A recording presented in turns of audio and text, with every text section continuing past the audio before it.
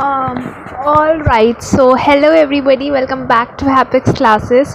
Today we are going to start with another very interesting chapter, that is children and women in sports. So this is another very interesting chapter that we are starting with, and this is your chapter number 2 of physical education. So let's get started. So this is overview of the chapter.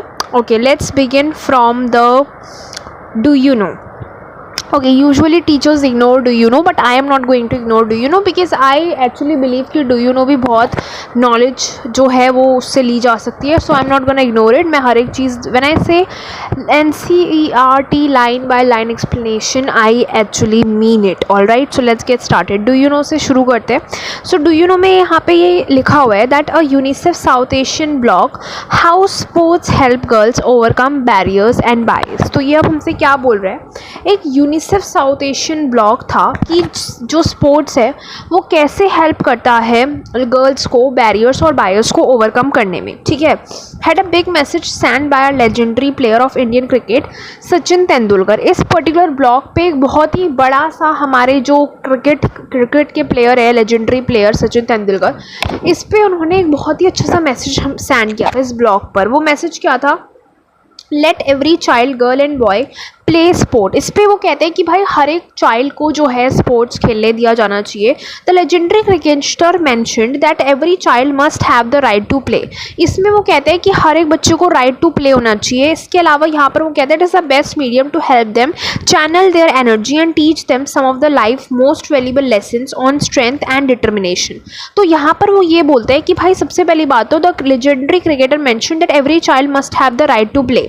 It is the best medium to help them channel their energy and teach them some of the life most valuable lessons. तो सबसे पहली बात तो क्यों हर एक बच्चे को खेलने दिया जाना चाहिए स्पोर्ट्स, क्योंकि एक तो ये क्या है ना, ये एक ऐसा मीडियम है जो कि एनर्जी को चैनलाइज करने में हेल्प करता है. इसके अलावा ये हमें लाइफ के कुछ बहुत ही मोस्ट वैल्यूएबल लेसन्स जैसे कि स्ट्रेंथ, डिटर्मिनेशन. देखो स्पोर्ट्स में अगर रोनाल्डो, क्रिस्टियानो रोनाल्डो है, मैसी है, तो इतने बड़े बड़े जो प्लेयर्स हैं आज के टाइम पे, ठीक है, फिर वो हमारे इंडियन क्रिकेटर टीम के प्लेयर्स हो गए या फिर कोई और टीम के प्लेयर हो गए, जो भी बड़े बड़े प्लेयर्स हैं, ऐसा थोड़ी ना उन्होंने कभी लूज़ नहीं करा है, कभी हार नहीं देखी है. इट्स देयर डिटर्मिनेशन है ना कि वो उस चीज़ पे कॉन्स्टेंटली काम करते रहे, अपने आप को इम्प्रूव करते रहे डे बाई डे.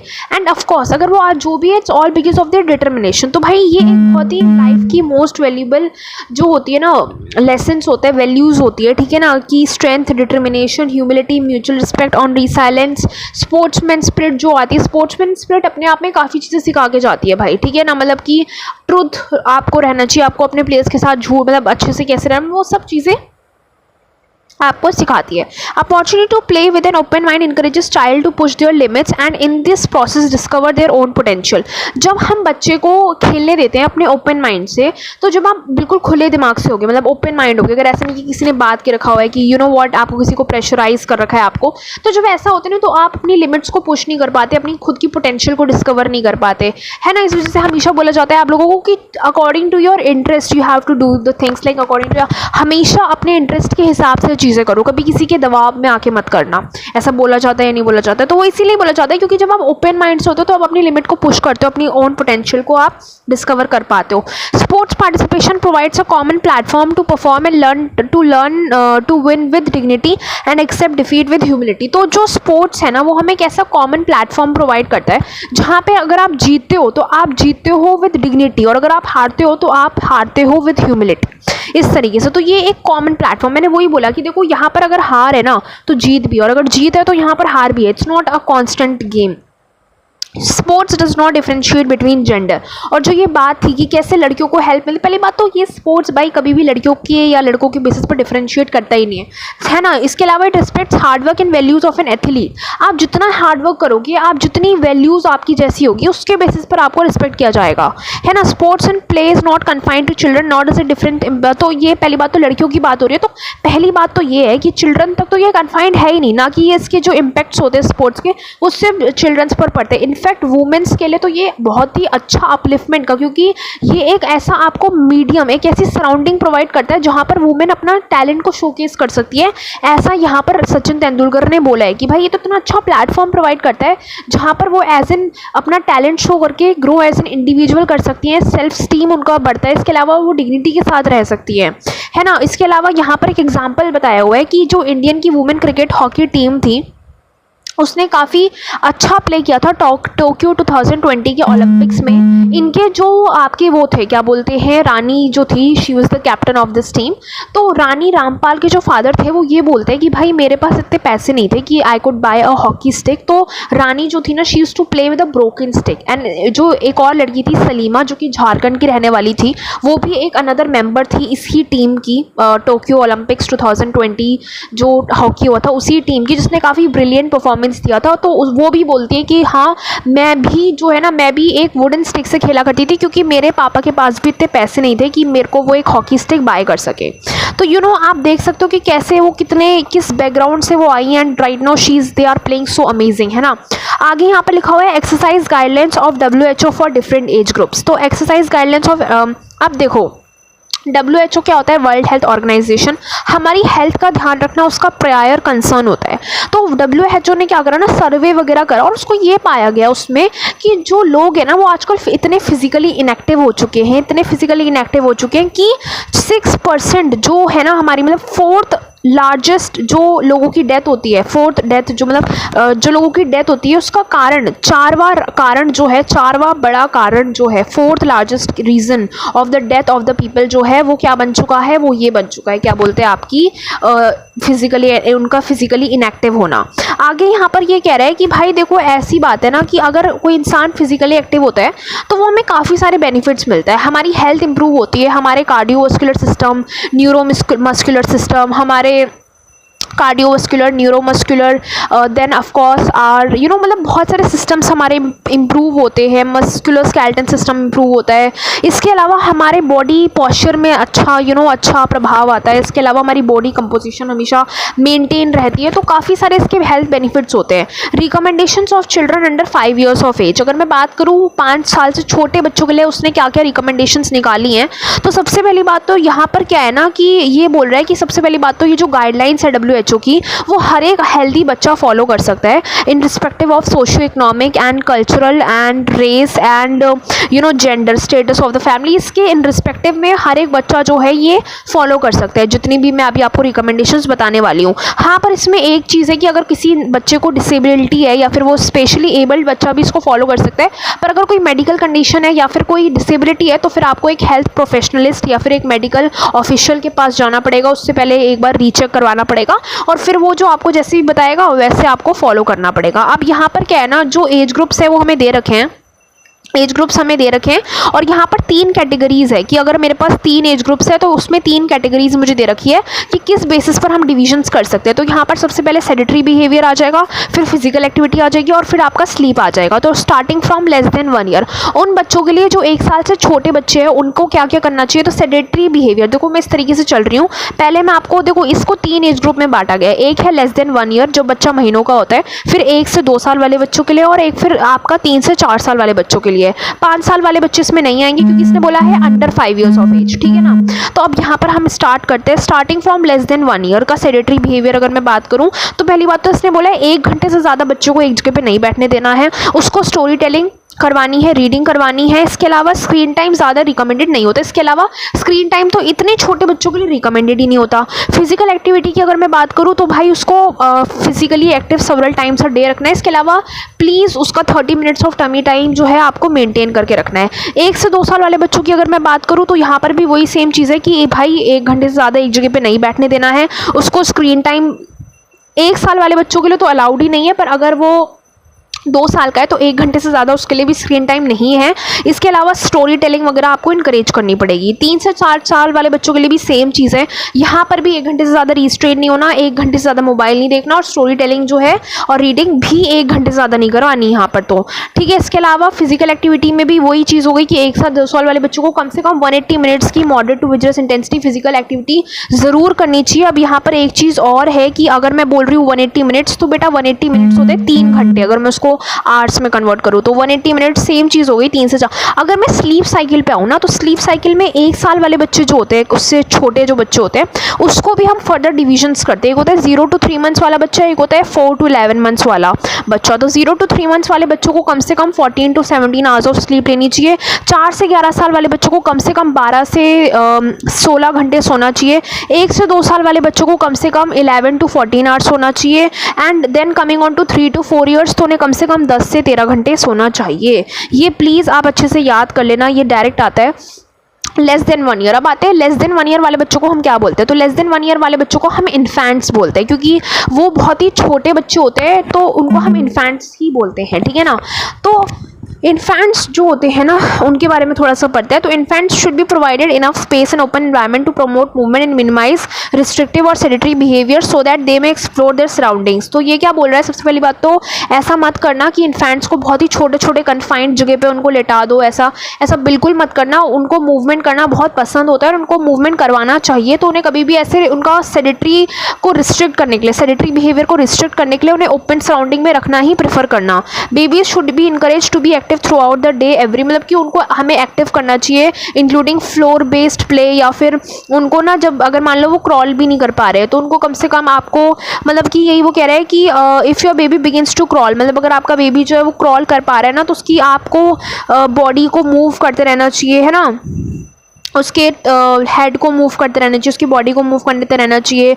इसके अलावा यहाँ पर आपको प्लेइंग इक्विपमेंट का काफ़ी ध्यान रखना होता है।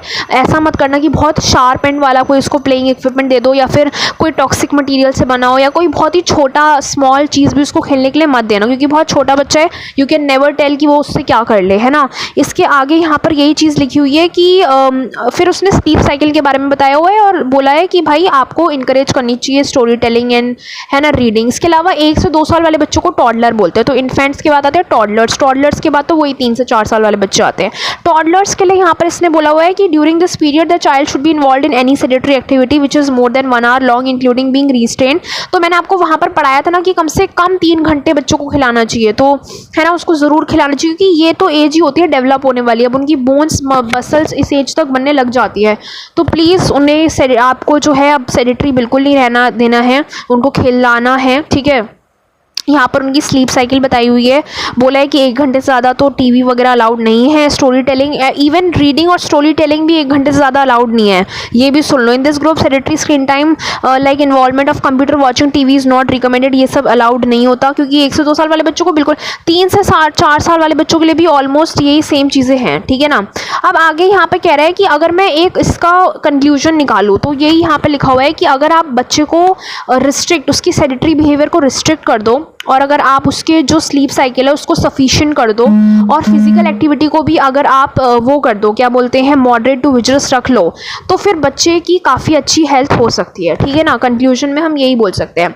अब आते हैं children and youth of 5 to 17 years. अब 5 से 17 साल वाले बच्चों के बारे में अगर मैं बात करूँ तो these recommendations are relevant to, मतलब कि अब वही वो कह रहा है कि ये क्या है ना, हेल्दी जितने भी बच्चे हैं 5 से 17 वाले बच्चे हैं, वो इन रिकमेंडेशंस को डेफिनेटली फॉलो कर सकते हैं in respective of socio economic, cultural, gender, race, ethnicity, है ना। आगे यहाँ पर कह रहे हैं children youth with a special medical condition और डिसेबिलिटी में follow these recommendation under the advice of a medical official और with the help of a school special education teacher. अगर बच्चे को कोई वही स्पेशली एबल्ड बच्चा है, डिसेबल्ड बच्चा है, कोई मेडिकल कंडीशन है, तो आपको मेडिकल ऑफिशियल के पास या फिर आपको स्पेशल एजुकेशन टीचर की भी इसमें हेल्प लेनी चाहिए।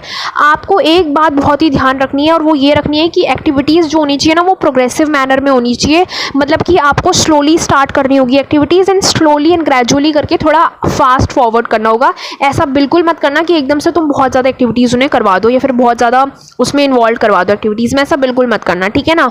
आगे यहाँ पर क्या लिखा हुआ है कि ये जो एक्टिविटीज़ वो करते हैं ये उन्हें काफ़ी हेल्प करती है, इस एज के बच्चे काफ़ी ज़्यादा, क्योंकि थोड़ा सा प्रेशर हो जाता है, स्पेशली 16, 17, 15 वाली जो एज होती है, तो क्योंकि हार्मोनल चेंज भी होता है और इस टाइम पे बच्चों को पढ़ाई का प्रेशर भी होता है, तो डिप्रेशन वाली चीज़ें बढ़ जाती है। तो अगर बच्चे इन्वॉल्व, उनकी हेल्थ वगैरह प्रॉपर रहेगी, अच्छी रहेगी, तो फिर ये चीज़ उन्हें उतना इफेक्ट नहीं करती है। इसके अलावा उनकी कार्डियोवास्कुलर, उनकी न्यूरोमस्कुलर, उनकी मस्कुलोस्केलेटन जो सिस्टम्स होते हैं वो भी काफ़ी अच्छे से डेवलप होते हैं। तो यहाँ पर ना हमारे पास कुछ चीज़ है जैसे कि इंटेंसिटी हो गया, वॉल्यूम हो गया, मतलब कि इंटेंसिटी मतलब किस इंटेंसिटी से उन्हें एक्टिविटी करनी चाहिए, तो यहाँ पर मॉडरेट टू विजरस इंटेंसिटी से रखनी चाहिए। फ्रीक्वेंसी की बात करें तो 1 घंटा रखना चाहिए। ड्यूरेशन की बात, सॉरी फ्रीक्वेंसी की नहीं, ड्यूरेशन की बात करूँ तो कम से कम 1 घंटा उन्हें ज़रूर करनी चाहिए। और अगर 1 घंटे से ज़्यादा वो फिजिकल एक्टिविटी करते हैं तो डेफिनेटली वो उन्हें एडिशनल हेल्थ बेनिफिट्स भी देता है। फ्रीक्वेंसी की अगर मैं बात करूँ तो यहाँ पर उन्हें या तो वो 1 घंटे लगातार एक्टिविटी करें या फिर वो आधे घंटे के ब्रेक में भी कर सकते हैं एक्टिविटी। टाइप्स ऑफ एक्टिविटीज़ अगर मैं बात करूँ तो वो एरोबिक एक्टिविटी करें, फंडामेंटल एक्टिविटी करें, बेसिक जो उनकी स्ट्रेंथनिंग से रिलेटेड एक्टिविटीज़ हो वो करें। बेनिफिट्स की अगर मैं बात करूँ तो बेनिफिट्स मैं अभी तुम्हें पढ़ाती हूँ। इसके अलावा एक्टिविटीज़ पे अगर मैं जाऊँ तो गेम्स खेले, वो स्पोर्ट्स खेले, recreation, physical education, and plan और टू प्लान एक्सरसाइज करें विद और within family, school and community.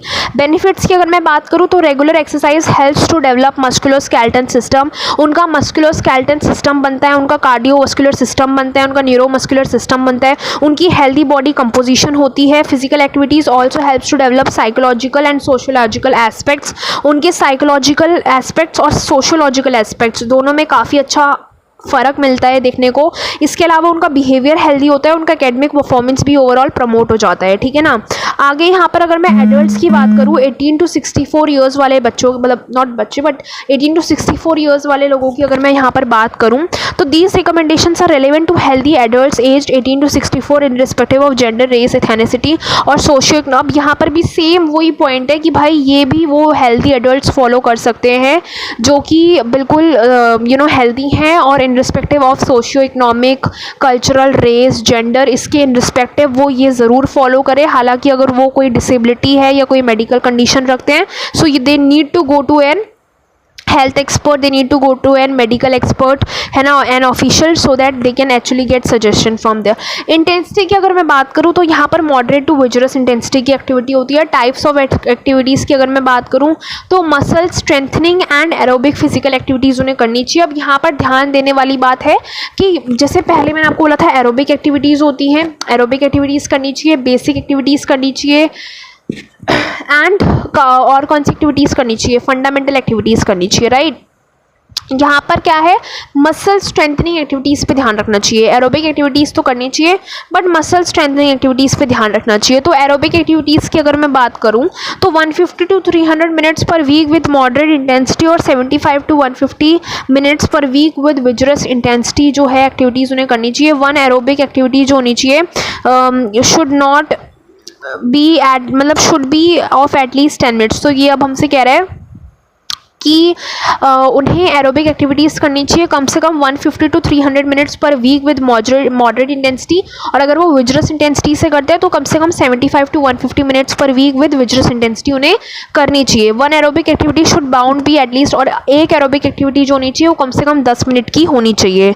Muscle strengthening activities की अगर मैं बात करूँ तो उन्हें कम से कम 2 या 2 से ज़्यादा दिन एक हफ्ते में मसल स्ट्रेंथनिंग एक्टिविटीज़ ज़रूर करनी चाहिए, ठीक है ना। एरोबिक एक्टिविटीज़ को भी ध्यान रखना, 150 to 300 मिनट्स पर week with moderate intensity and 75 to 150 minutes पर वीक विद विजरस इंटेंसिटी जो होनी चाहिए उनकी एक्टिविटी होनी चाहिए, ठीक है ना। 150 to 300 मिनट्स पर week with moderate intensity, and अगर वो विजरस इंटेंसिटी से करते हैं तो 75 to 150 मिनट्स करनी चाहिए।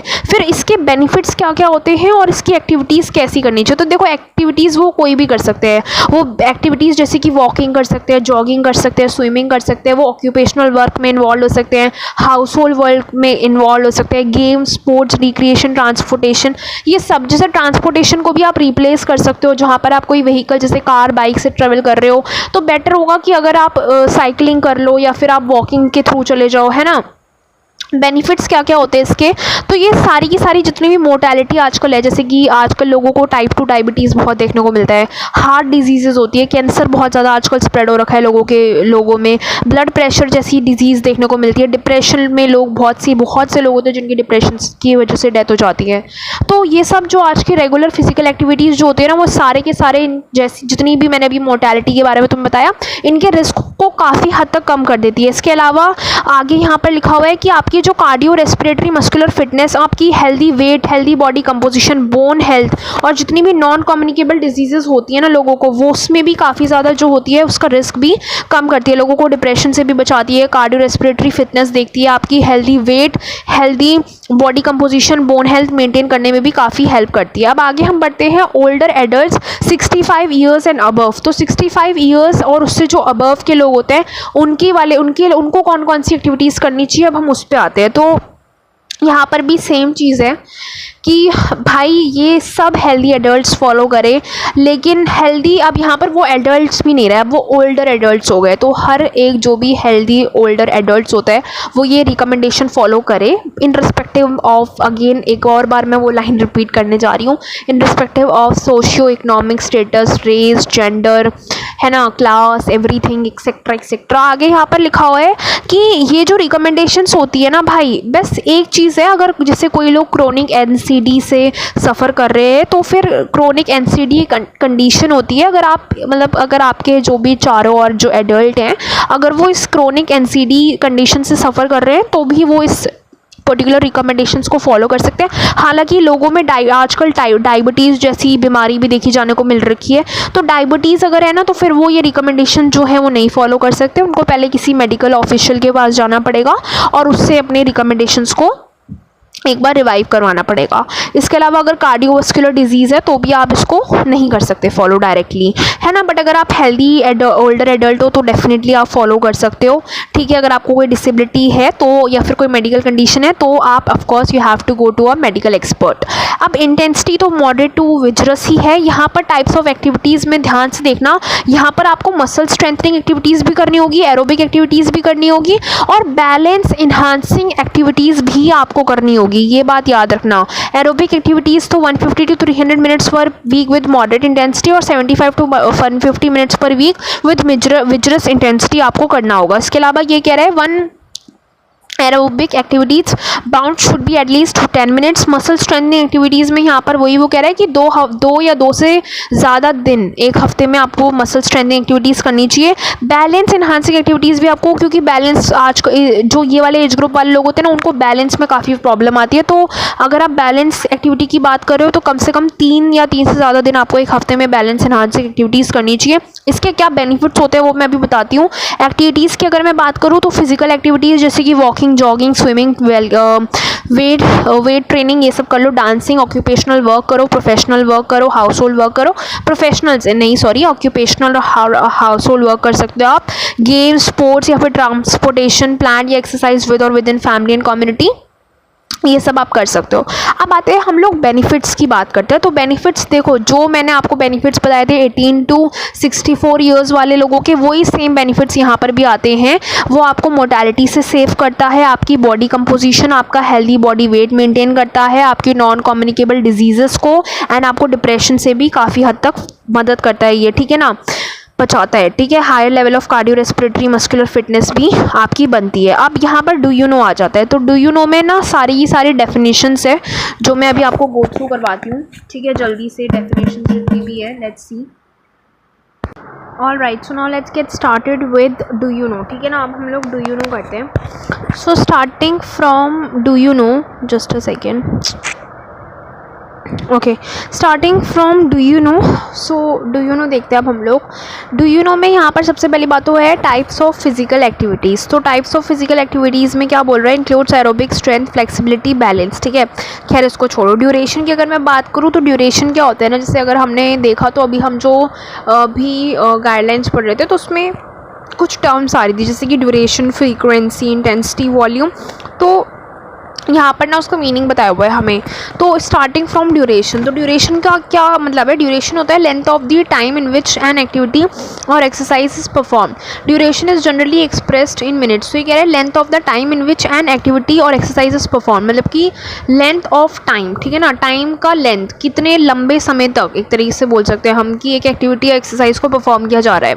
ड्यूरेशन को हम यूजुअली मिनट्स में एक्सप्रेस करते हैं। अगर तुमने नोटिस किया हो तो वहाँ पर हम ऐसे बोलते हैं 150 to 75 to 150 मिनट्स या फिर 150 मिनट्स 180 मिनट्स, तो हम मिनट्स में बोल रहे थे, हम चाहे तो आवर्स में भी बोल सकते हैं, बट नहीं, क्योंकि ड्यूरेशन को हम जनरली किस में एक्सप्रेस करते हैं, मिनट्स में एक्सप्रेस करते हैं। फ्रीक्वेंसी की बात अगर करें तो जो number of times in exercise or in activities being perform, number of times एक एक्सरसाइज को हम परफॉर्म कर रहे हैं, एक एक्टिविटी को परफॉर्म कर रहे हैं, उसको हम फ्रीक्वेंसी बोलते हैं। Frequency is generally expressed in sessions, episodes, मतलब कि हम यूजुअली या तो सेशंस में एक्सप्रेस कर सकते हैं या फिर एपिसोड्स में एक्सप्रेस कर सकते हैं फ्रीक्वेंसी को। इंटेंसिटी की अगर मैं बात करूँ तो refers to the rate at which an activity is being perform, मतलब कि किस रेट से एक्टिविटी को परफॉर्म किया जा रहा है, ठीक है ना। आगे यहाँ पर कह रहा है वॉल्यूम। वॉल्यूम होता है aerobic exercise exposures can be characterised by an interaction between bound intensity, frequency, duration and longevity of the program. This product of these characteristics can be thought of as in volume. तो aerobic exercise exposures can be characterized by an interaction between bound intensity, frequency, duration. अब यहाँ पर volume का मतलब होता है कि जो aerobic exercise होती है ना, उसका जो exposures होता है can be characterized by an interaction between frequency, duration, longevity of the program. The product of these characteristics can be thought of as a volume. इसको अभी हम बताती हूँ, अभी मैं थोड़ी देर बाद। पहले हम पढ़ते हैं मॉडरेट इंटेंसिटी फिजिकल एक्टिविटी पे। तो मॉडरेट इंटेंसिटी फिजिकल एक्टिविटी और विजरस इंटेंसिटी फिजिकल एक्टिविटी क्या होता है। तो मॉडरेट, देखो पहली बात तो एक एब्सोल्यूट स्केल होता है। तो ऑन एन एब्सोल्यूट स्केल जो moderate intensity refers to the activities that is performed at 3.0 to 5.9 times the intensity of rest on an scale relative to an individual personal capacity. Moderate intensity physical activity is usually 5 to 6 on the scale of 0 to 10। यानी कि ये कह रहे हैं जो एक scale होता है उस पर्टिकुलर स्केल पे जो मॉडरेट इंटेंसिटी होती है refers to the activity that is performed at 3.0 to 5.9 times the intensity of rest, ठीक है। मॉडरेट इंटेंसिटी जो होती है वो refers to the activity that is perform 3.0 to 5.9 times the intensity of rest and on an scale relative to an individual personal capacity. Moderate intensity physical activity is usually 5 to or 6 on scale of 0 to 10। आगे यहाँ पर विजरस intensity physical activity बोल रहा है on an absolute scale. Vigorous intensity refers to the that is perform 6.0 or more to intensity of rest for an adults and typically इतना for children youth on an scale relative to an individual personal capacity. Aerobic activities होती हैं जो कि endurance activities होती है, जैसे कि running, bicycle, jumping, swimming. Sedentary behaviour is characterized by very low energy expenditure such as sitting, है ना, रिसाइटिंग और लाइंग डाउन। स्लीप बिहेवियर होता है duration and timing of sleep, है ना, for children under 5 years of age includes both night and day time naps. Toddler होते हैं children age 1 to under 3 years, उसे हम टॉडलर बोलते हैं। मैंने बताया था ना, वो बच्चे जो कि देखो 0 to 1 वाले तो मतलब अंडर 1 वाले भी इन्फेंट्स होते हैं, लेकिन 1 से जो 2 साल वाले बच्चे होते हैं उसको हम टॉडलर बोलते हैं। टमी टाइम, जितना टाइम बच्चे अपने स्टोमक पे होता है उसको टमी टाइम बोलते हैं। Nap is the period of sleep usually during the day time in addition to the usual night time. मतलब बच्चा जो रात में सोता है वो तो है ही, बट उसको नैप में हम कंसिडर नहीं करते। जो बच्चा दिन में सो जाता है उसको हम नैप बोलते हैं। तो यहाँ पर अब हमारे पास कुछ टर्म्स थी, जैसे कि पहली मैंने आपको वॉल्यूम नहीं बताया। और सुनो, मॉडरेट इंटेंसिटी फिजिकल एक्टिविटी क्या होता है कि अगर एक एब्सोल्यूट स्केल को मैं लूँ तो उस एब्सोल्यूट स्केल पर जो आपका ऑन एन एब्सोल्यूट स्केल जो मॉडरेट इंटेंसिटी होती है वो refers to the activity that is being performed at 3.0 to 5.9 times the intensity of rest. तो अगर कोई भी एक्टिविटी को हम 3.0 to 5.9 times the intensity of rest पे परफॉर्म कर रहे हैं, ठीक है ना, तो वो मॉडरेट इंटेंसिटी फिजिकल एक्टिविटी कहलाई जाएगी। वहीं पे अगर एक एब्सोल्यूट स्केल पे हम 6.0 या उससे ज़्यादा टाइम्स पे परफॉर्म कर रहे हैं इंटेंसिटी ऑफ रेस्ट पे एडल्ट्स के लिए, और अगर जो एडल्ट्स नहीं तो अगर चिल्ड्रन है, जैसे कि वो तो एडल्ट्स के लिए हो गया ना, for adults, children and youth के लिए वो स्केल 7.0 या उससे ज़्यादा पे परफॉर्म कर रहे हैं तो वो विजरस इंटेंसिटी होता है। आगे यहाँ पे लिखा हुआ है on an scale relative to individual person. हालांकि ये तो एक ऐसा है कि लोग परफॉर्म कर सकते हैं इतने पे, लेकिन अगर एक जो इंडिविजुअल की पर्सनल कैपेसिटी देखी जाए तो एक इंडिविजुअल की पर्सनल कैपेसिटी जो होती है मॉडरेट इंटेंसिटी फिजिकल एक्टिविटी का वो यूजुअली 5 या 6 से ज़्यादा ही होती है on a scale of 0 to 10, ठीक है ना। तो ये आपको नंबर्स याद करने पड़ेंगे। 3.0 to 5.9 times the intensity of rest, 6.0 और उससे ज़्यादा 7.0 the times the intensity of rest. एक इंडिविजुअल की पर्सनल कैपेसिटी के हिसाब से देखें तो विजरस इंटेंसिटी वो 7 और 8 से ज़्यादा होती है on scale of 0 to 10, 5 to 6, 0 to 10 उस पर होती है। तो you have to learn this value 3.0 to 5.9, 5 to 6, then 7.0, 6.0, 7 to 8 है ना. अब यहाँ पर वॉल्यूम लास्ट टर्म हमारे पास रह चुकी है. देखो वॉल्यूम क्या होता है ना, जितनी भी एरोबिक एक्सरसाइज होती है exposures can be characterised by an interaction between frequency duration. मतलब कि जो भी आप एरोबिक एक्टिविटी करते हो, तो जब आप कोई भी एरोबिक एक्टिविटी कर रहे होते हो, तो जब आप कोई भी एरोबिक एक्टिविटी करते हो ना, तो आपका एक्सपोजर होता है कैन बी मतलब उस एक्सपोजर जिन भी चीज़ों से आपका एक्सपोजर होता है उसको आप कैरेक्टराइज कर सकते हो बाय एन इंटरेक्शन बिटवीन. मतलब जब आप एक एरोबिक एक्टिविटी कर रहे होते हो तो काफ़ी चीज़ों का इंटरेक्शन होता है, और वो जैसे कि फॉर एग्जांपल जैसे frequency, duration, longevity of the programme. मतलब कितने समय से आप इस एक्टिविटीज़ को कर रहे हो, कितनी फ्रीक्वेंसी से कर रहे हो, कितनी ड्यूरेशन, इस तरीके से किस इंटेंसिटी से कर रहे हो, है ना. The product of this characteristic can be thought of as a volume. इनका जो प्रोडक्ट निकल के आता है ना उसको हम वॉल्यूम कहते हैं. तो मतलब ये कह रहे हैं कि एरोबिक एक्टिविटी जो होता है exposures can be characterised by an interaction between frequency, longevity, duration, है ना, and the product of these. और इनका जो प्रोडक्ट निकल के आता है of all these characteristics can be thought of as a volume. समझ रहे हो. तो एरोबिक एक्टिविटीज़ जो होती हैं वो एक्सपोजर इन सब चीज़ों से रिगार्डिंग होती है, और इनका जो प्रोडक्ट निकल के आता है can be thought of as a volume. अब नेक्स्ट आगे जो चीज़ हमारे पास आती है that is posture. This is your second topic of the chapter. First topic is over now. Second topic है पॉस्चर. तो पॉस्चर जो होता है ना is defined as the attitude assumed by the body either with support during the course of muscular activity or as a result of the coordinated action performed by a group of muscles working to maintain the stability.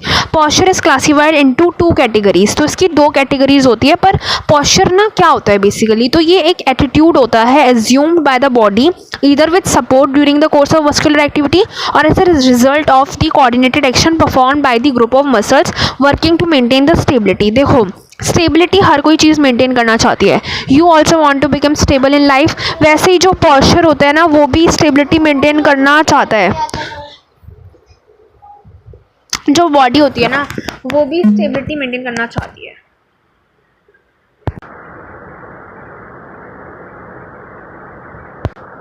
Alright, so now let's get started.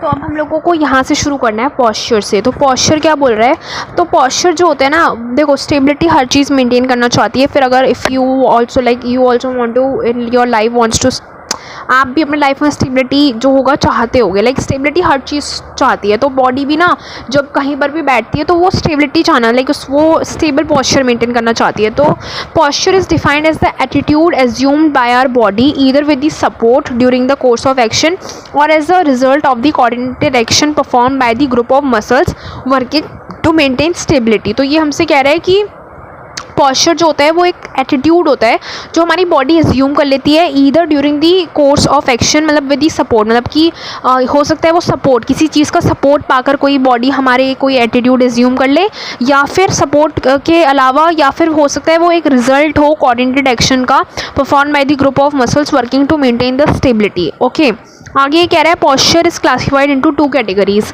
जो posture होता है उसको हम दो categories में classify करते हैं. पहला होता है डायनेमिक पॉस्चर, दूसरा होता है स्टैटिक पॉस्चर. तो डायनेमिक पॉस्चर क्या होता है, is how one holds oneself when moving. For example, walking, running, bending over to pick up something.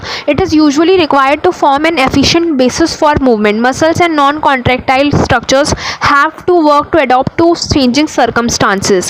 And static posture is how one holds oneself when stationary or not moving. For example, sitting, standing, sleeping. Body segments are aligned and maintained in fixed position. This is usually achieved by coordination and interaction of various muscle groups which are working strategically to contract gravity and other forces. तो यहाँ पर अब हमसे क्या बोल रहा है, it is an important to ensure. तो पहली बात तो यहाँ पर ये है कि what is dynamic posture. It is something जो हमारी बॉडी जो पॉस्चर को अडॉप्ट करती है जब हम मूव कर रहे होते हैं. एंड स्टैटिक पॉस्चर होता है जो हमारी बॉडी तब होल्ड करती है जब हम स्टेशनरी होते हैं, मूव नहीं कर रहे होते हैं. ठीक है ना.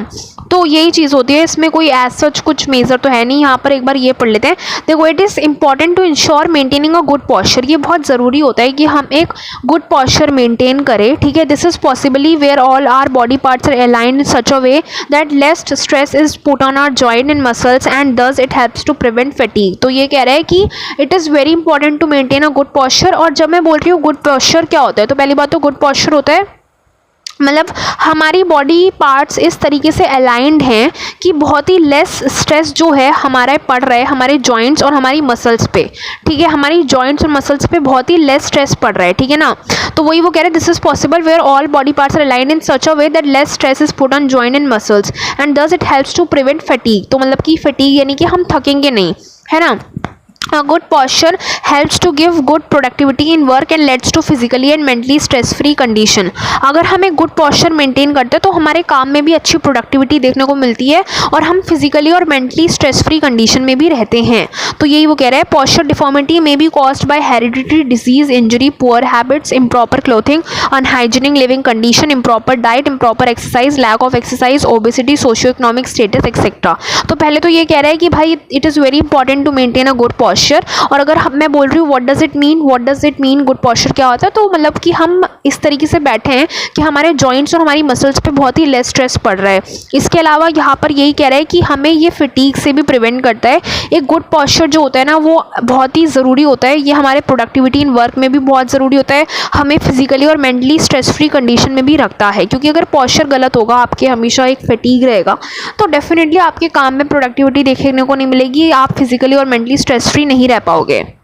फिर अब यहाँ पर पॉस्चर की बात चल ही रही है, तो यहाँ पर पॉस्चरल डिफॉर्मिटी की भी बात होगी। तो पॉस्चरल डिफॉर्मिटी जो होती है ना, वो उसके कई सारे कारण होते हैं कॉज होने के। जैसे कभी कभार हेरिडिटी होता है कॉज, मतलब हेरिडिटली है, डिजीज़ होती है, इंजरी हो गई, कोई एक्सीडेंट हो गया, या फिर कोई ऐसी इम्प्रॉपर कंडीशंस है, लिविंग कंडीशन, इम्प्रॉपर डाइट कर ली, या फिर कभी कभार लोग ऐसी एक्सरसाइज कर लेते हैं कि अपने मसल्स ट्रेन कर लेते हैं। लैक ऑफ एक्सरसाइज भी कभी कभार कारण होता है, ओबेसिटी। फिर उसके बाद सोशियो इकोनॉमिक स्टेटस, ठीक है। कॉमन postural deformities, तो अब let's talk about common postural deformities। तो there are number of postural deformities and some of which are given below along with corrective measures। corrective exercise should be done under advice and supervision of a physician or a physiotherapist। ये कह रहे हैं कि बहुत सारी postural deformities होती हैं, जैसे कि अभी हम पढ़ने भी वाले हैं, उनके करेक्टिव मेजर्स भी हम पढ़ने वाले हैं। Corrective exercise should be done under the advice and supervision of a physician and physiotherapist. तो पहली बात तो किसी एक फिजिशियन के अंडर ही आप उन करेक्टिव मेजर्स को अडॉप्ट करो, इट इज़ वेरी इंपॉर्टेंट। कितने टाइप्स की postural deformities होती हैं? 7 टाइप की होती हैं, like knock knee, kyphosis, lordosis, bowleg, scoliosis, round shoulder and flat foot. तो 7 types of postural deformities you have, ठीक है। इसमें से जो काइफोसिस लॉर्डोसिस होती है ना, तो ये तो लाइक काइफोसिस, लॉर्डोसिस और स्क्योलोसिस ये एक कैटेगरी में आ जाती है, ठीक है ना। These 3 just a second, yeah, these 3 comes under one category। Then we have flat foot and bow leg and knock knee comes under one category, and flat foot और round shoulder थोड़े से अलग हो जाते हैं। बट हाँ, kyphosis, स्क्योलोसिस और lordosis काफ़ी रिलेटेड होते हैं, नॉक नी और bow leg भी काफ़ी रिलेटेड होते हैं, फ्लैट फुट और राउंड शोल्डर थोड़े से अलग हो जाते हैं। But we gonna study about all of the postural deformities starting from knock knee. तो नॉक-नी अब क्या होता है ना, सुनो, नॉक-नी जो होता है ना, इसको हम गेनू वल्गम भी बोलते हैं, ठीक है। तो नॉक-नी को हम गेनू वल्गम भी बोलते हैं। It is a knee misalignment that turns the knees inward. आगे यहाँ पर कह रहा है as a result both knees touch और knock against each other in a normal standing position posture, ठीक है। But there is a gap of 3 to 4 inches between the ankles. आगे कह रहा है it is generally first notice in early childhood, but in some cases it usually corrects itself naturally by the time children are 7 to 8 years old. However, in some cases it continues till adolescence. In some cases genu valgum can also develop due to an injury or infection in knees और देखो क्या बोल रहा है। All right, so now let us get started with knock नीज। चलो अब देखो हम एक एक करके सारी की सारी जितनी भी हमारे पास postural डिफॉर्मिटीज़ है ना उनको पढ़ते हैं, कॉमन postural डिफॉर्मिटीज़। तो सबसे पहले हमारे पास जो कॉमन postural डिफॉर्मिटी आती है ना, दैट इज़ नॉक नी। कौन सी आती है हमारे पास? Knock knee. तो नॉक नी की अगर मैं बात करूं तो इसको हम गेनू वल्गम भी बोलते हैं। नॉक नी से काफ़ी रिलेटेड होता है हमारे पास बो लेग, ठीक है ना। नॉक नी से काफ़ी रिलेटेड क्या होता है? बो लेग। तो आप ये नोटिस करोगे जैसे हम नॉक नी को गेनू वल्गम बोलते हैं, वैसे ही बो लेग को हम गेनू वरम बोलते हैं, ठीक है ना। अभी आप ये चीज़ आगे देखना। तो नॉक को हम गेनु वल्गम कहते हैं। It is knee misalignment that turns the knees inward, मतलब कि इसमें क्या होती है, जो आपकी नीज होती है ना वो इनवर्ड्स अंदर की तरफ टर्न हो जाती है। As a result both knees touch और knock against each other in a normal standing position but there is a gap of 3 to 4 inches between the ankle. मतलब कि होता ये है ना कि दोनों की जो एंकल होती है वो एक दूसरे से टच कर रही होती है, नॉक कर रही होती है basically. It is generally first noticed in early childhood but in most cases it is usually corrects itself naturally by the time children are 7 to 8 years old. मतलब कि ये कह रहे हैं कि बच्चों में देखा जाता है, लेकिन बच्चे जैसे जैसे बड़े होते हैं ना तो ये सही भी अपने आप हो जाता है। However in some cases it continues till adolescence, पर कुछ ऐसे भी केसेस होते हैं जब ये एडोलेसेंस तक कंटिन्यू होता है ना। एडोलेसेंस तक कंटिन्यू होने का मतलब है कि एडल्टहुड भी हो गया बच्चे का अभी तक है, सॉरी एडोलेसेंस मतलब तुम समझ ही रहे हो यार, है ना। तो in some cases genu valgum can also develop due to an injury और infection in the knees or leg rickets. तो बेसिकली क्या बोल रहे हैं ना, सबसे पहली बात तो अगर नॉक नी के बारे में पॉइंट्स लिखने को आए तो एक तो ये लिख लेना कि इसको गेनु वरम बोलते हैं। इसके बाद ये मिसअलाइनमेंट होता है जबकि जिसमें आपकी नीज नॉक करती है, एक दूसरे को टच करती है।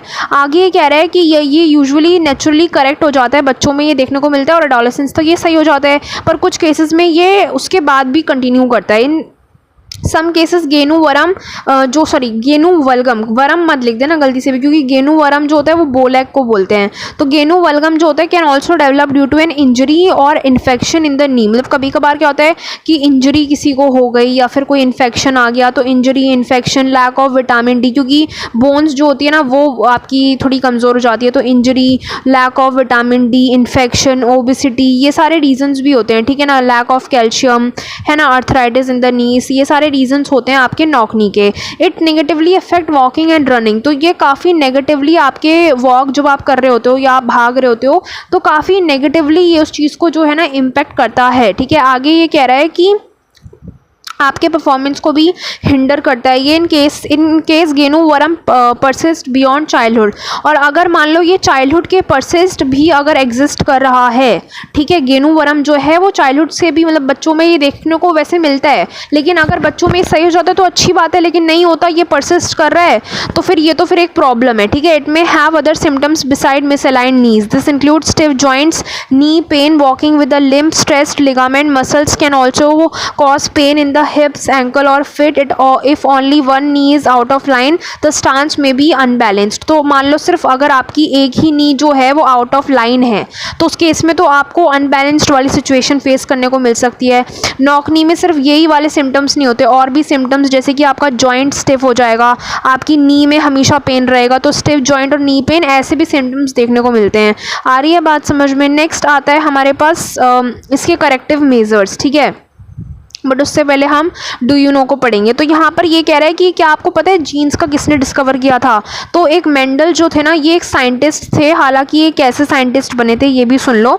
तो बेसिकली क्या हुआ ना कि बेसिकली ये जो थे ना, ये एक फार्मर जो थे ना, ये फार्मर भी नहीं थे एक्चुअली, ये रिटायर्ड होकर फार्मिंग करने लगे थे और फिर वहाँ पर इन्होंने लॉ जो है ऑफ हेरिडिटी निकाल दिया था। तो मेंडल जो थे ना इन्होंने जीन्स के बारे में करा था डिस्कवर, पीस से इन्होंने कुछ डिस्कवर किया था इफ़ यू रिमेंबर, है ना। तो अब आगे हम ये समझ आया तुम्हें whatever we have read about this. देखो नॉक नी कुछ इस टाइप की मिसअलाइनमेंट होती है, तो होपफुली समझ आया होगा। एक और बार रिवाइज करा देते हैं, फिर इसके करेक्टिव मेजर्स भी देखेंगे। तो जो नॉक नी होता है उसको हम गेनु वल्गम बोलते हैं। ये मिसअलाइनमेंट ऑफ नीज होता है जिसमें नीज इनवर्ड्स की तरफ हो जाते हैं। बच्चों में ये यूजुअली देखा जाता है, बट बड़े के सही भी हो जाता है, पर अगर एडोलेसेंस तक ये सही नहीं हुआ दैन ये बहुत ही एक सीवियर प्रॉब्लम है जो कि काफ़ी परफॉर्मेंस को हिंडर करती है। वॉकिंग, रनिंग में मिसअलाइनमेंट हो जाता है। सिर्फ एक नी अगर मिसअलाइंड है, आउट ऑफ लाइन है, तो फिर उस केस में तो अनबैलेंस्ड फील होता है आपको। विटामिन डी का lack, calcium,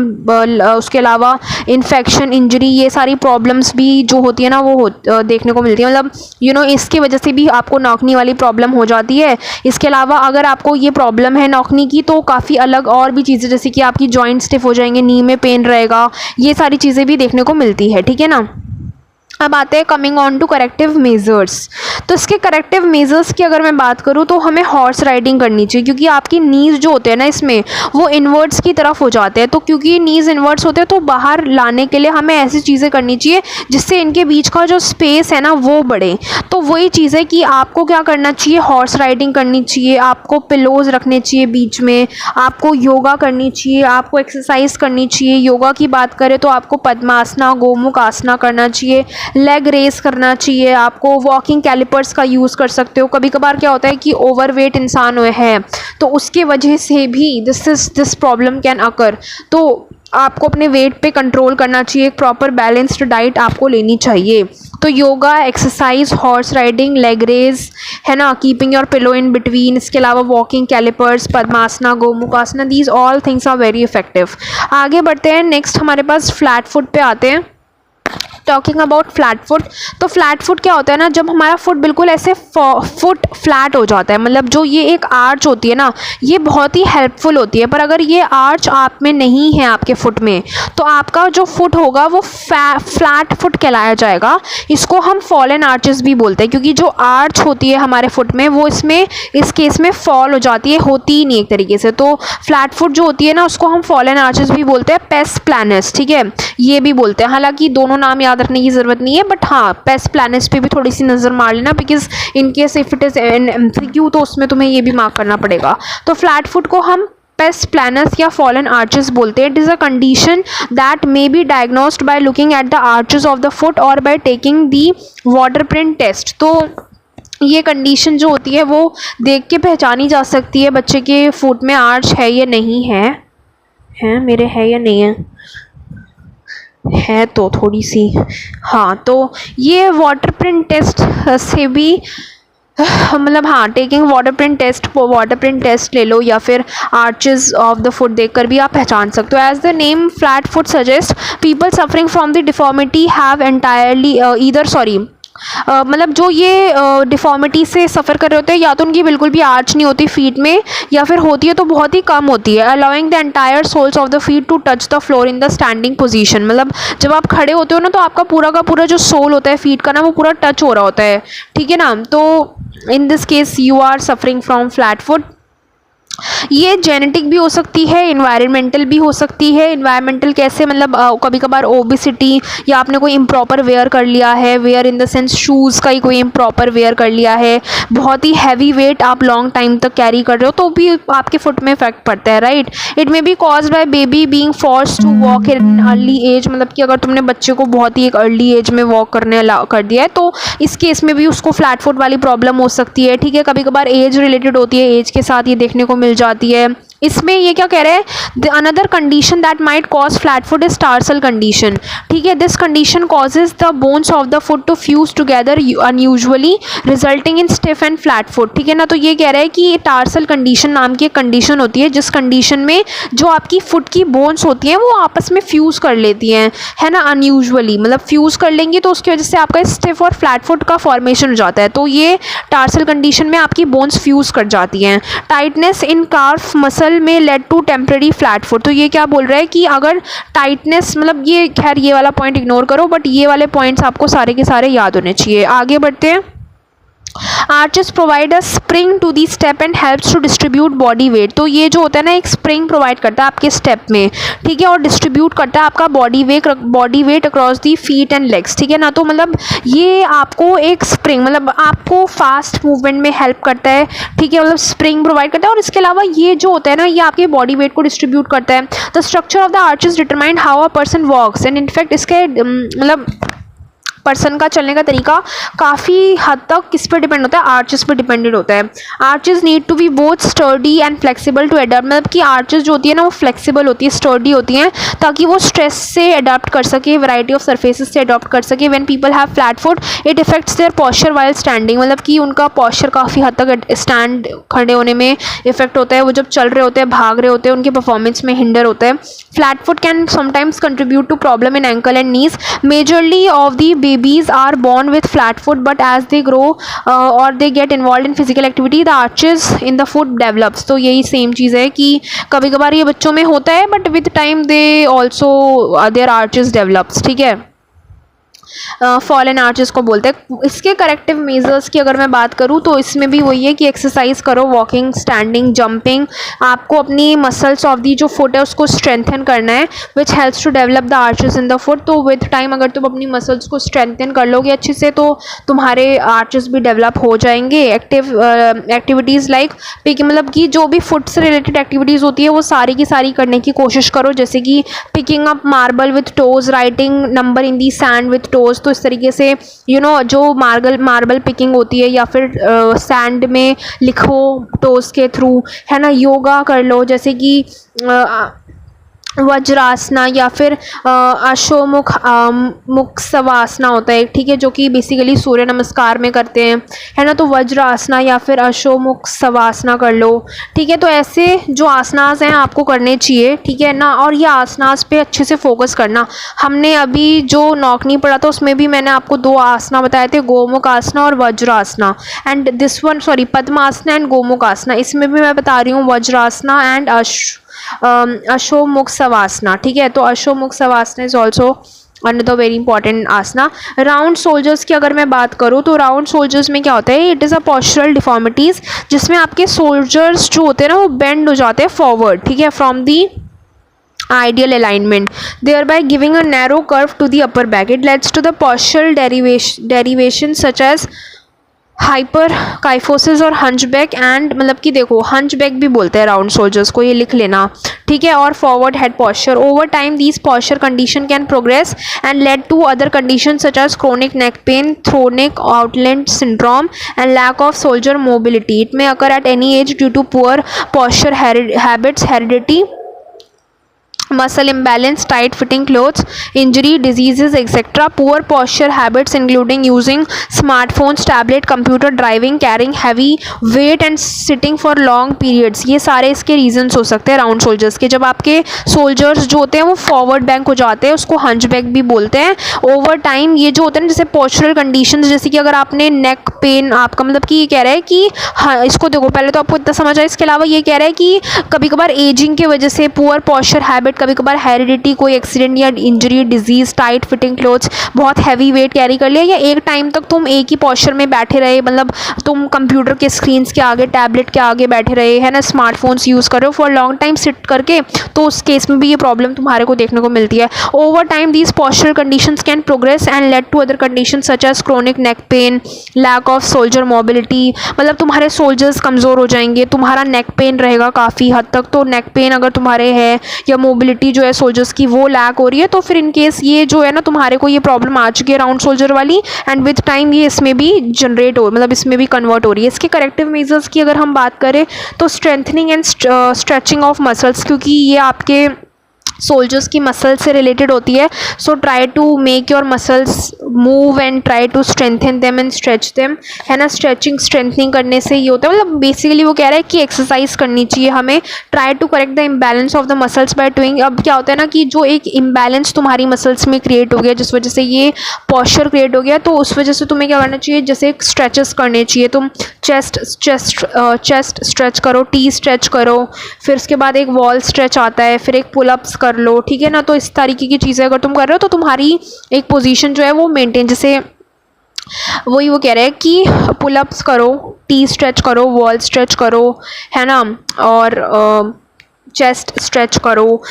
keeping the spine straight is also very helpful. तो अगर तुम स्पाइन अगर स्ट्रेट रखोगे तो वो भी काफ़ी हद तक तुम्हारे को हेल्प करता है, ठीक है ना। इसके अलावा योगा अगर तुम करना चाहते हो तो तुम चक्रासना और धनुरासना कर सकते हो, ठीक है ना। अब इसमें से ना मैं कुछ योगा हटाऊंगी, जैसे कि मैंने शुरू में तुम्हें पढ़ाया था नौकनी, उसमें मैंने पद्मासना और गोमुख आसना बताया था। उसके बाद I moved on to flat foot, in which I told you another 2 asana that were Vajrasana and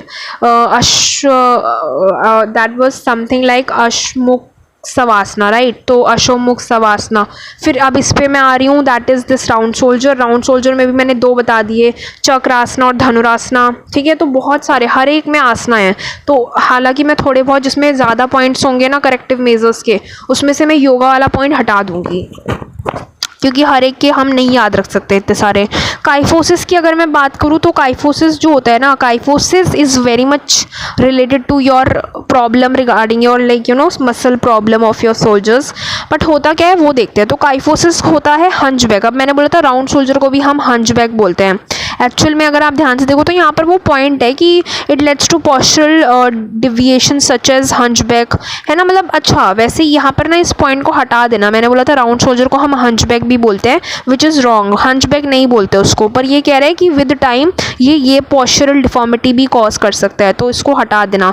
hunchback बोलते हैं काइफोसिस को, ठीक है। काइफोसिस क्या होता है ना, काइफोसिस में भी काफ़ी हद तक यही होता है।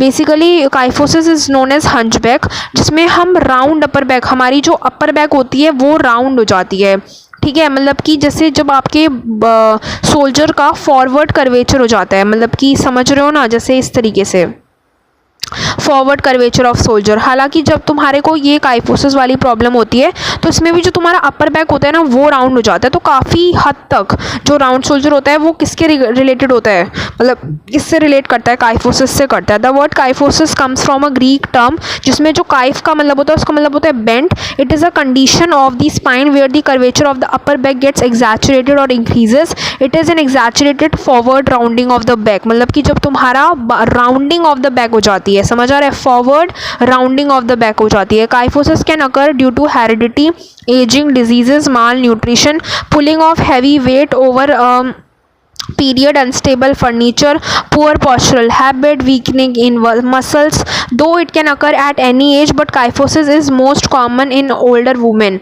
Age related kyphosis is often due to weakness in the spinal bones that causes them to compress or crack. Kyphosis can appear in infants or teens due to malformation of the spine or bulging of the spine bones over time, ठीक है। तो ये अब हमसे क्या बोल रहे हैं ना, सुनो। While mild kyphosis can cause few problems, severe kyphosis can cause pain and be disfiguring. This posture creates imbalance while walking, running, etc. that may lead to fall or injury. अब एक बार kyphosis पढ़ लिया, एक बार lordosis भी पढ़ते हैं, क्योंकि kyphosis is very much similar, not very much similar, but opposite to lordosis. मतलब kyphosis is opposite of lordosis, ठीक है। ठीक है, तो लॉर्डोसिस में क्या होता है, ये भी एक ग्रीक वर्ड है लॉर्डोसिस, जिसका मतलब होता है बेंट बैकवर्ड। तो उसमें क्या था, बेंट फॉरवर्ड। जब तुम्हारा बैक फॉरवर्ड की तरफ बेंड हो जाए, that is kyphosis, that is kyphosis. Lordosis में एम आई रॉन्ग, नहीं, काइफोसिस ही तो होता है। अब अगर जब तुम्हारा लॉर्डोसिस होता है ना तो उसमें बेंट बैकवर्ड हो जाता है। तो ये फॉरवर्ड और बैकवर्ड वाली टर्म बिल्कुल अच्छे से याद कर लेना, कन्फ्यूजन हो जाएगा तो उसका उसमें लिखा होगा, उसका उसमें लिखा होगा। The spine curves a little in the neck, upper back, lower back. These curves which creates the spine S shape are called kyphotic and lordotic. Lordosis is a spinal deformity in which the angle of arch of the lower back is reduced. This leads to an increase in exaggeration of the normal concavity of the lumbar region of the spine. It is also known as sway back. Chronic lordosis may lead to pain and discomfort and become more serious if left untreated. Alright, lordosis is often caused by obesity, improper development of muscles, muscular or skeletal disease or accident, poor posture while standing, sitting, walking, malnutrition, etc. There are few cases where the cause was unknown. It is generally found in children because of weakening or tightening of muscles of the hip area, but they easily recover as they grow and muscles get strengthened. Scoliosis is very much a mixture of kyphosis and lordosis. इसमें क्या होता है ना, एक C shape मतलब not even C shape but एक S shape बन जाता है, जिसमें तुम्हारी स्पाइन जो होती है वो टिल्ट हो जाती है एक साइड पे ऑफ द बॉडी। तो इसमें तुम्हारी स्पाइन टिल्ट हो जाती है, ठीक है। तो उसमें हमारा वो होता है, ठीक है। फिर हमारे पास लास्ट जो होता है ना, स्क्योलोसिस के बाद काइफोसिस हो जाता है, फिर स्क्योलोसिस हो जाता है, मतलब फिर लॉर्डोसिस हो जाता है, फिर स्क्योलोसिस हो जाता है, एंड लास्ट आता है बो लेग, ठीक है। तो बो लेग भी पढ़ेंगे, which I said was very much similar to knock नी।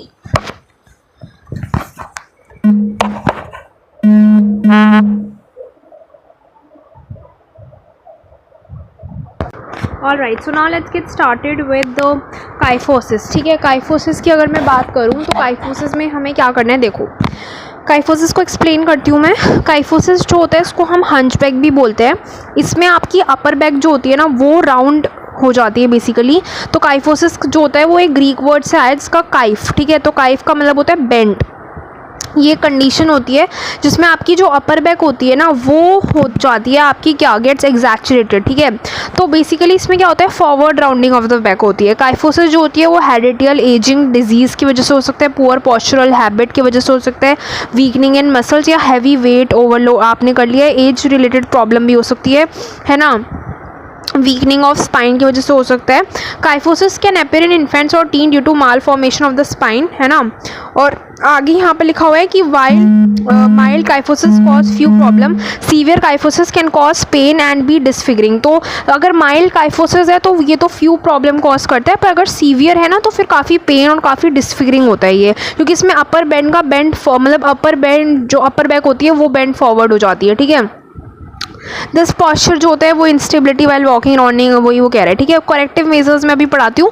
अब लॉर्डोसिस सुन लो। लॉर्डोसिस जो है वो भी ग्रीक वर्ड लॉर्डोसिस से आया हुआ है, ठीक है, लॉर्डोस से आया हुआ है, जिसका मतलब होता है बेंट बैकवर्ड। उसमें देखो उसमें काइफ का मतलब होता है बेंट होता था सिर्फ, लेकिन इसमें स्क्योलोस का मतलब होता है बेंट बैकवर्ड, समझ रहे हैं। बेंट बैकवर्ड मतलब होता है इसका। तो वहाँ पर बेंट फॉरवर्ड था, यहाँ पर बेंट बैकवर्ड है। बेंट तो है लेकिन उसमें फॉरवर्ड होता है, इसमें बैकवर्ड होता है, ठीक है। इसमें आपका जो होता है ना spine curves a little in the neck, तो क्योंकि ये बेंट बैकवर्ड होता है, ये देखो दिख रहा है बेंट बैकवर्ड, तो यहाँ पर क्या होता है, this curves creates S spines S shape, तो स्पाइन का एस शेप बन जाता है, दिख रहा है, देखो अब दिखा, ठीक है। तो इस तरीके का एस शेप हो जाता है इसमें काइफोटिक, ठीक है। अब आगे लिखा हुआ है lordosis is a spinal deformity in which the angle of arch of the lower back is reduced, this leads to increase in exaggeration of the normal concavity of the lumbar region of the spine, it also known as sway back. तो इसको जैसे उसको hunch back, इसको स्वै back बोलते हैं, ये Greek word से आया है लॉर्डोस से। इसके अलावा एस शेप बन जाता है। क्रोनिक लॉर्डोसिस में lead to pain and discomfort, तो जब क्रोनिक लॉर्डोसिस जो होता है वो अगर बहुत सीवियर लेवल का हो गया तो काफ़ी पेन डिस्कम्फर्ट जो होता है वो कॉज करता है। Lordosis is often due to obesity, improper development of muscles, ठीक है, poor postural while standing, sitting, walking, माल न्यूट्रिशन।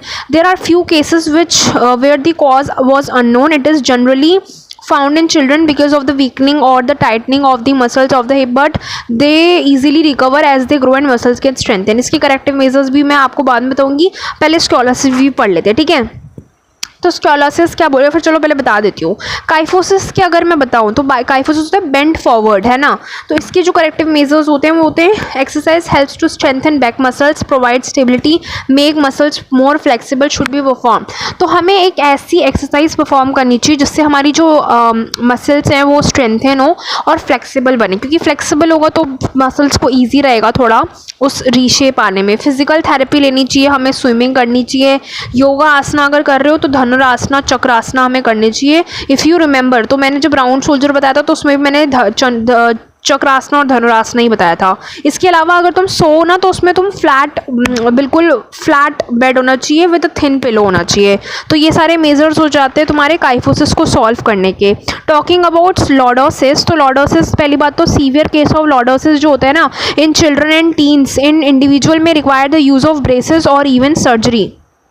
अगर बहुत ही सीवियर है, लॉर्डोसिस में क्या होता है बेंट बैकवर्ड होता है, तो अगर बहुत ही सीवियर लेवल का लॉर्डोसिस हो जाए तो इसमें ब्रेसेस और सर्जरी की भी ज़रूरत पड़ सकती है।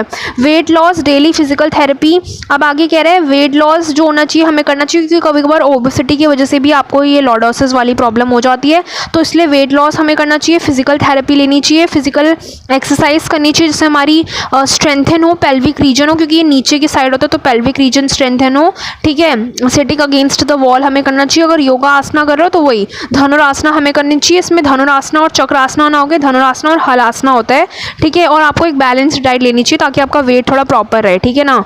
तो वेट लूज करना चाहिए, सर्जरी की ज़रूरत पड़ सकती है, सिटअप्स करने चाहिए, हमें अगेंस्ट वॉल बैठना चाहिए, योगा करनी चाहिए। स्क्योलोसिस की बात करते हैं। तो पहली बात तो स्क्योलोसिस होता क्या है। The word scoliosis comes from a Greek word that is scolios which means bent, ठीक है। स्क्योलोस का मतलब क्या होता है बेंट होता है। अब क्या होता है ना, देखो scoliosis a position in the spine is tilted to either side of the body.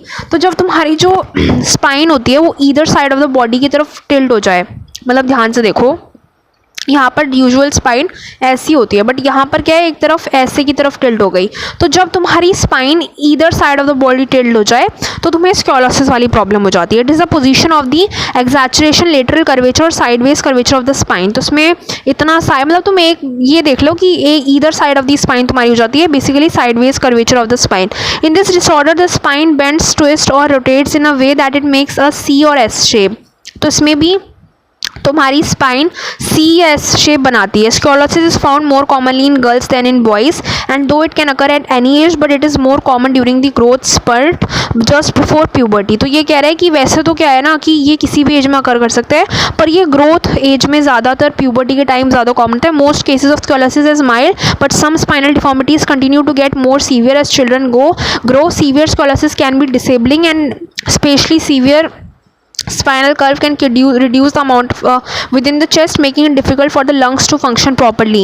तो पहली बात तो क्या होता है स्क्योलोसिस, जब एक साइड हो जाता है साइडवेज कर्वेचर हो जाता है, एस शेप बन सकता है, यूजुअली गर्ल्स में पाया जाता है, वैसे तो किसी एज में भी अगर कर सकते हैं, पर प्यूबर्टी की एज में बहुत कॉमन होता है। इसके अलावा अगर माइल्ड है तो हो सकता है विद टाइम ये सही भी हो जाए, लेकिन अगर बहुत ही सीवियर हो जाता है तुम लोगों को तो ये क्या होता है ना कि ये चेस्ट वाला एरिया कवर करता है, तो कभी कभार लंग्स को प्रॉपर फंक्शन करने में प्रॉब्लम होती है, which is very very very dangerous. ठीक है, scoliosis can be caused by condition such as cerebral palsy and muscular. तो ये कह रहा है कि कभी कभार आपको अगर मान लो सेरेब्रल पैलेसी है तो उस कंडीशन की वजह से भी तुम्हें स्क्योलोसिस हो सकता है। तो scoliosis can be caused by condition such as cerebral palsy और डिजीजेज लाइक अर्थराइटिस। अगर अर्थराइटिस रिकेट्स है ना, it may result from lifting heavy weight या फिर unhealthy condition, standing and sitting in a wrong posture. However the cause of most scoliosis is none. तो basically यही वो कह रहे हैं कि कभी कभार किसी पर्सन को सेरेब्रल पैलेसी था तो उसको स्क्योलोसिस भी हो गया। तो ये सब चीज़ें होती है। करेक्टिव मेजर्स की अगर इसकी बात करें तो in case of mild scoliosis no treatment is necessary, है ना, मतलब वो हो सकता है विद टाइम वो खुद ही सही हो जाए। लेकिन कुछ चिल्ड्रन जो होते हैं may need to wear braces to stop the curvature from worsening, other may need surgeries to keep the problem from worsening and to strengthen the spine. मतलब क्या होता है कि ये अगर सिचुएशन वर्सन हो गई तो ये बहुत ही हार्मफुल हो सकती है। तो इस वजह से कुछ लोगों को सर्जरी तो कुछ लोगों को ब्रेसेस की ज़रूरत पड़ती है। हम हैंगिंग ऑन हॉरिजेंटल बार्स या फिर swinging should be done on opposite side of C shaped cupped in yoga, trikon asana, अधमुख सवासना और शुड बी परफॉर्म। ठीक है, टू स्ट्रेंथन द स्पाइन। तो उसमें आपको स्पाइन को स्ट्रेंथन करना बहुत ज़रूरी है। तो आप हॉरिजेंटल बार्स में हैंगिंग कर सकते हो, जो हॉरिजेंटल बार्स लगे होते हैं उसमें आप हैंगिंग कर सकते हो या फिर स्विंगिंग कर सकते हो। जब आप स्विंग करो तो try to do it in the opposite side of the C shaped curve. अगर आपका मान लो कर्व इस साइड की तरफ है, इस साइड की तरफ है, तो आप इधर की तरफ करने की कोशिश करो। ठीक है ना, तो इस तरीके से यही वो कह रहा है कि आप हैंगिंग हॉरिजेंटल बार्स में हैंग कर जाओ या फिर आप स्विंगिंग बार्स पे क्या कर सकते हो, अपोजिट साइड पे आप स्विंग कर सकते हो। ठीक है, और योगा कर रहे हो तो त्रिकोण आसना और अधमुख सवासना कर सकते हो। ठीक है, त्रिकोण आसना एंड अधमुख सवासना। ठीक है,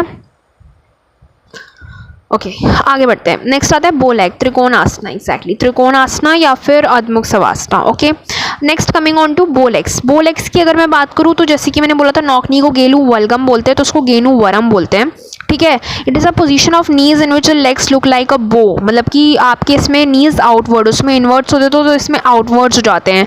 ठीक है, आगे कह रहे हैं कभी कभार फीट और एंगल कभी कभार टच भी कर देते हैं। It may be cause due to lack of vitamin D, calcium, phosphorus. ठीक है, आगे कह रहे हैं this condition doesn't cause pain or discomfort and is rarely serious. वैसे तो ये इतनी ज़्यादा सीरियस नहीं होती, छोटे बच्चों में तो ये यूजुअली देखी जाती है, बट विद टाइम वो सही हो जाती है। It does not effect running, crawling etc. Bow leg is a condition that usually get away without treatment, often in a child, and does not affect a child's ability to crawl, walk or run. However, parents might worry about the appearance of the child legs or an awkward walking pattern. ठीक है ना, आगे यहाँ पर लिखा हुआ है sometimes a kid with bow legs may walk with the toes pointed inward, calls pigeon toes. ये सब आपको याद रखने की ज़रूरत नहीं है, MCQ में आ सकता है तो लिख देना। ठीक है, although in most cases the problem generally gets resolve on its own as the child grows, sometimes it may lead to arthritis in the knees and हिप्स।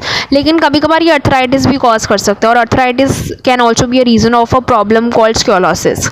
हमने पढ़ा था अर्थराइटिस है तो आपको ये प्रॉब्लम हो सकती है, रिकेट्स है तो हो सकती है, और अगर आपको वो वाली प्रॉब्लम है, देखो क्या बोलते हैं, एक और थी ना, आर्थराइटिस हो सकता है, रिकेट्स और सेरेब्रल पैलेसी। आगे बढ़ते हैं तो यहाँ पर यही वो कह रहा है, at time bowlegs can be a sign of underlying diseases, जैसे कि रिकेट्स अर्थ, मतलब कि हो सकता है कि अगर बच्चों को ये प्रॉब्लम है तो ये वाली प्रॉब्लम भी हो, रिकेट्स और आर्थराइटिस वाली भी प्रॉब्लम हो, ठीक है। करेक्टिव मेजर्स की अगर हम इसकी बात करें तो ब्रेसेस यूज़ करो, मॉडिफाइड शूज़ आते हैं वो करो, can be along with sufficient intake of balance diet, can prove to be help walking in inner age of, मतलब कि ये कह रहा है कि बैलेंस्ड डाइट लो, ठीक है, बैलेंस्ड डाइट लो, ब्रेसेस का यूज़ करो और मॉडिफाइड शूज़ का यूज़ करो, तो ये प्रॉब्लम आराम से सॉल्व हो सकती है, ठीक है। नेक्स्ट अगर हम आए तो अब ये थर्ड टॉपिक है इस चैप्टर का, that is women participation in sports, physical, psychological and social benefits भी हम इसमें पढ़ने वाले हैं, वुमेन्स के पार्टिसिपेशन इन स्पोर्ट्स। तो यहाँ पर अब जितने भी चिल्ड्रंस रिलेटेड टॉपिक था वो ख़त्म हो चुका है, अब आ चुका है वुमेन्स का पार्टिसिपेशन इन स्पोर्ट्स, ठीक है, और इसके क्या physical, psychological and social benefits होते हैं वो अब हम लोग पढ़ने वाले हैं, ठीक है।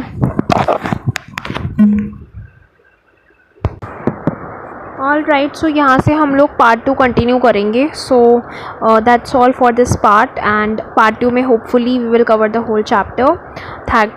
Thank you so much for watching, bye bye.